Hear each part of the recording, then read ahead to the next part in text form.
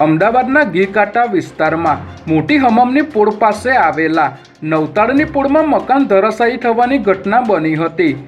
મકાન ધરાશાયી થતાં કાટમાળ નીચે 3 લોકો દટાઈ ગયા હતા। ત્યારે ઘટનાની જાણ થતાં ફાયર બ્રિગેડની ટીમે ઘટના સ્થળે પહોંચી દટાયેલા લોકોનું રેસ્ક્યુ શરૂ કર્યું હતું અને ગણતરીની મિનિટોમાં જ 2 લોકોને બહાર કાઢી સારવાર અર્થે મોકલી આપ્યા હતા, પરંતુ 3 લોકોમાંથી એક મહિલાનું મોત નીપજ્યું હોવાનું જાણવા મળી રહ્યું છે।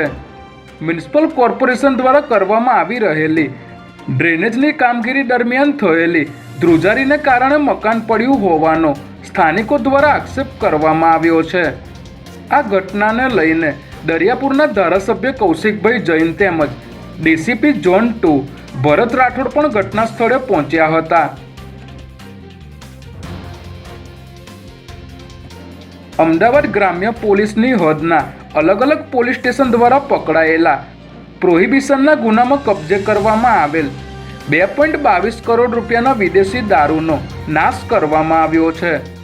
ગ્રામ્ય પોલીસની હદના અલગ અલગ પોલીસ સ્ટેશન દ્વારા છેલ્લા ઘણા સમયમાં મોટી માત્રામાં દારૂનો જથ્થો પકડવામાં આવ્યો હતો। ત્યારે પોલીસના ઉચ્ચ અધિકારીઓની હાજરીમાં અસલાલી કણભા, વિવેકાનંદ નગર, બોપલ સહિતના પોલીસ સ્ટેશનોમાં પકડાયેલ 2.22 કરોડની 50,000 કરતાં પણ વધુ દારૂની બોટલો પર બુલડોઝર ફેરવી દેવામાં આવ્યું હતું।